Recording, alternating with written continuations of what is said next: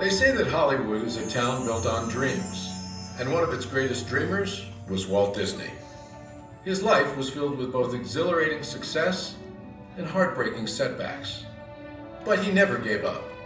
He just kept moving toward that great big, beautiful tomorrow. The story of Walt's life is truly a magical one, and no one could tell it quite like Walt himself. My dad worked as a carpenter in the World's Fair building. He eventually ended up in Chicago as a contractor, and he was doing that when I was born, December 6th, 1901. But my dad made some money as a contractor, and he wanted to get back to the farm. They finally ended up buying this farm in Marceline, Missouri. It was a beautiful farm, but it was not the kind of farm to make a living on. Things got pretty tough on the farm, and my dad had a sickness. So my dad sold the farm, took the money, and went to Kansas City. And my dad bought this Kansas City Star route. And they gave me a route. I was about 9 or 10 when I started that. Winter, we'd go out at 3:30 in the morning right after a blizzard, or in a blizzard, or in pouring rain. It didn't matter. I did that for 6 years. It was tough. The constant hardship took a heavy toll on the Disney family. One by one, the children began to leave home. And one day, Walt woke up to find his best friend, his brother Roy, had gone as well. So Walt did something that he would do throughout his life when things got tough.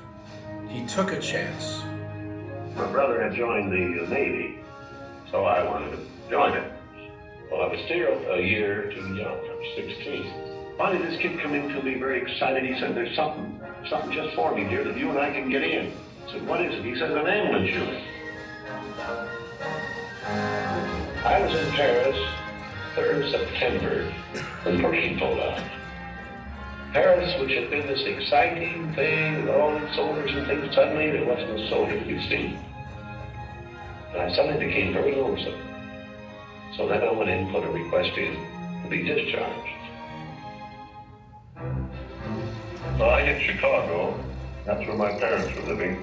And I said, "Dad, I want to be an artist." And my dad, he just couldn't buy that. So I pulled stakes and moved to Kansas City. Roy was in Kansas City working in a bank. One of the fellows working with Roy said, "Say, I have a couple of friends that have an art shop." I went up with these samples, and there were all these corny things I'd done in France. Well, my gosh, they hired me. I mean, right on the spot. So I took the camera home, and then I started experimenting on my own way.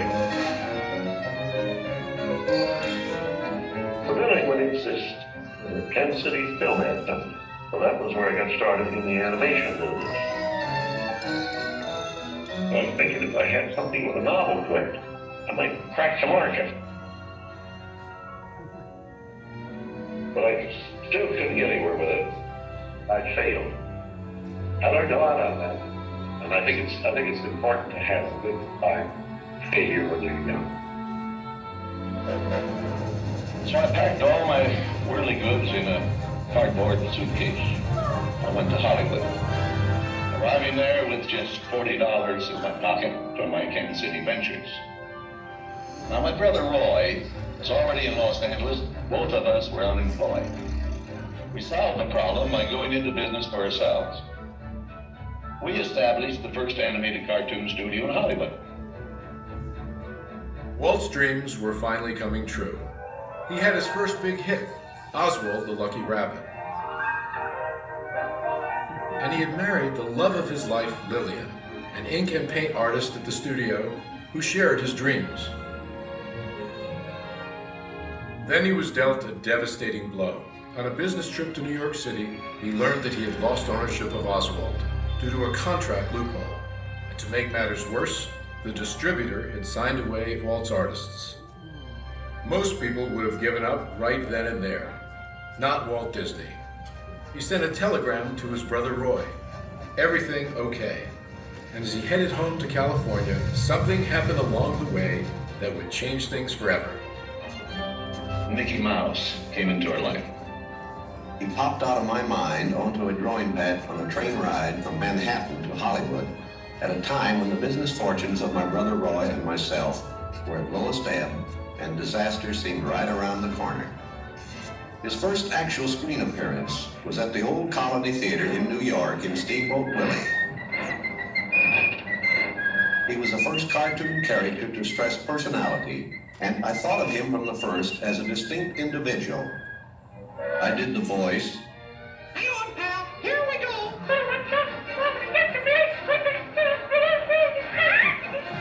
Mickey was simply a little personality assigned to the purposes of laughter.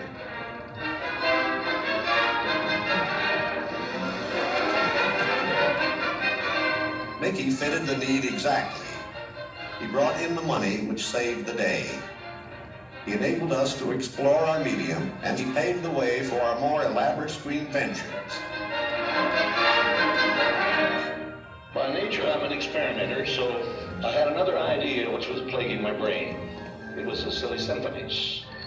It was a series without a central character. Every one was a new type of subject to give us something to reach out and accomplish something different.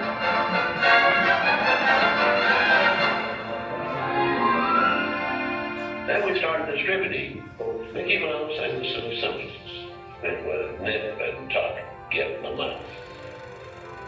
Walt began to push himself and his artists, and when he wasn't working, he was worrying about the future. And then the inevitable happened. In 1931, he had what he called a heck of a breakdown. So he did something unique for Walt Disney. He took time off and took his wife on the first vacation they had ever had. When they returned, he was a new man, filled with ideas for the future.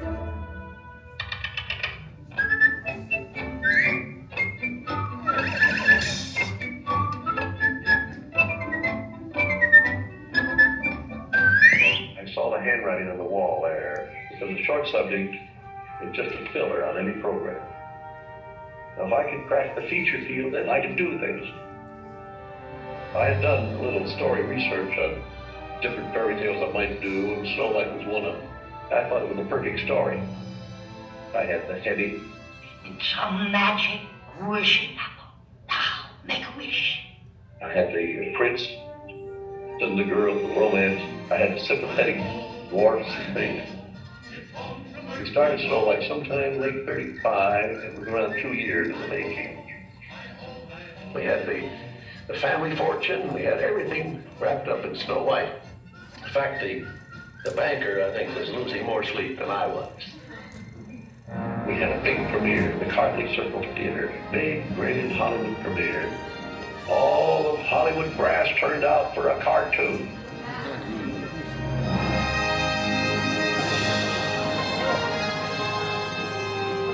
The Granny of Snow White and the Seven Dwarfs is going to be presented this beautiful statue. Isn't it bright and shiny? Sure, it's beautiful. Aren't you proud of it, Mr. Disney? Well, I'm so proud I think I'll bust. With the profits of Snow White, I built a studio.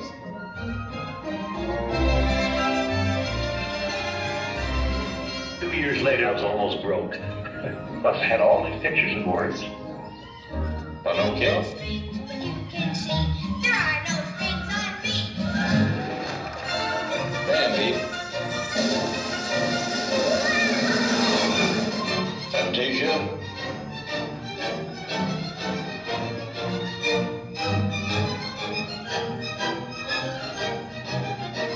That was when the war came. The whole world was collapsing then. So many of my boys went through the service. So I just practically stopped my feature production. It's all I could do. And after the war, I was quite a problem picking up the pieces. I knew that diversifying in the business would be the salvation of it. So I tried various things. I wanted to go beyond the cartoon. And I thought if I could get into the live end, that there's things I could do. Stand by, engines. Come on, now, boy, get him! Not bad, eh, Charlie? Let's open her up and see what you really do. I wanted to know different types of things that I could fall on my nose in one of these pictures, but I had another one right behind it that would hit. After a long concentration on live action and cartoon films, we decided to try something that would employ about every trick we learned in the making of films.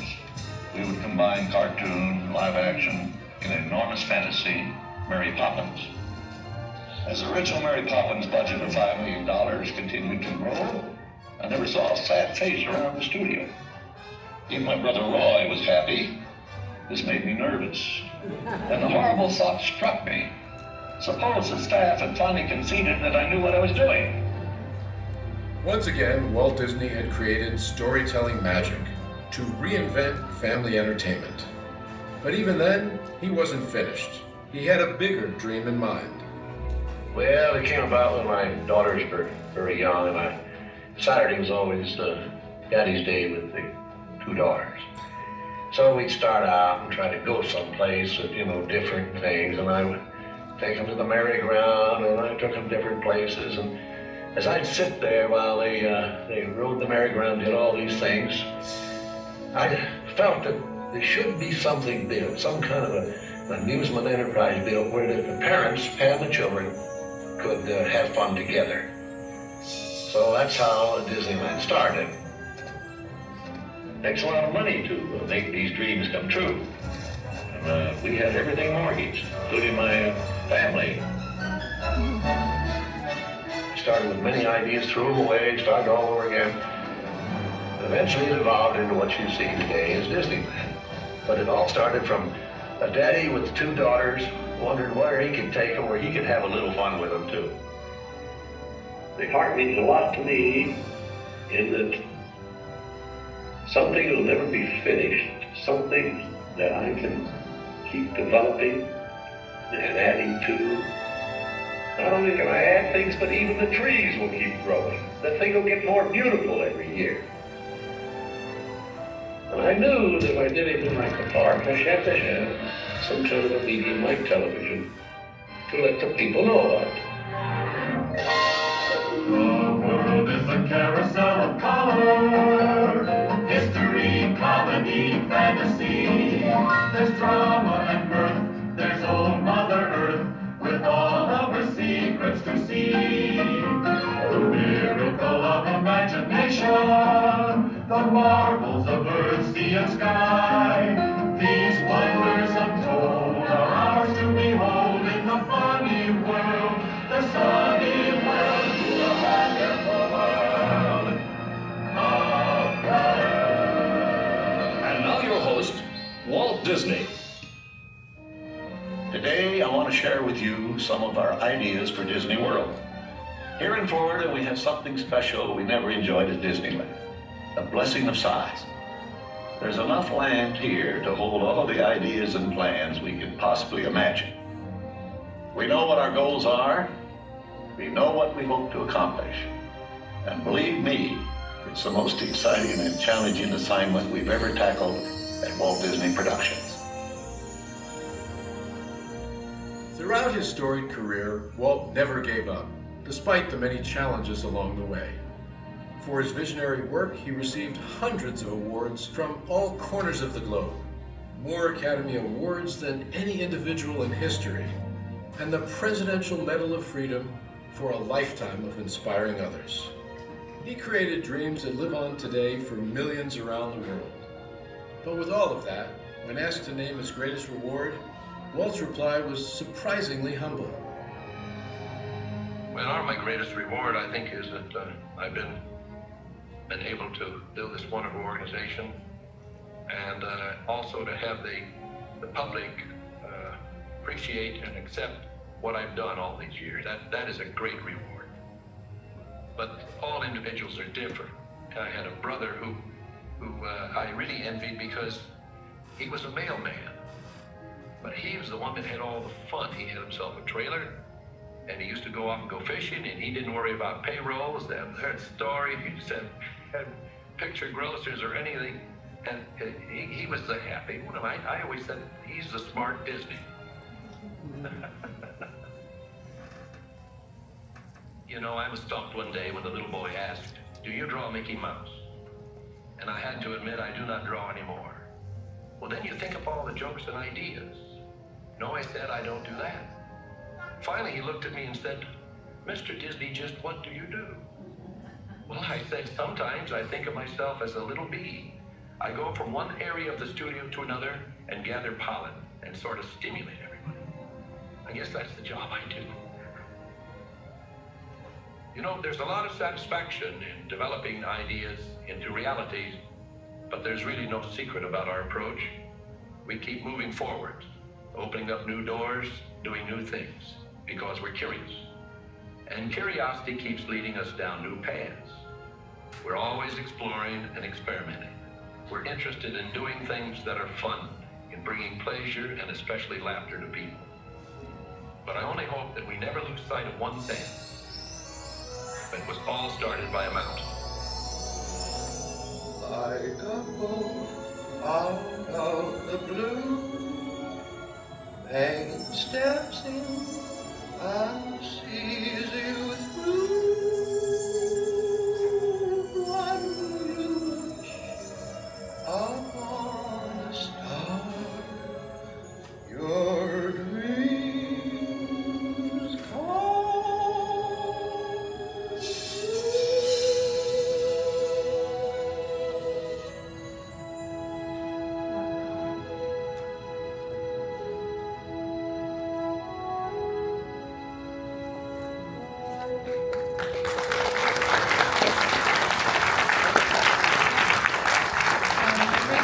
Joining us to Walt Disney A Magical Life.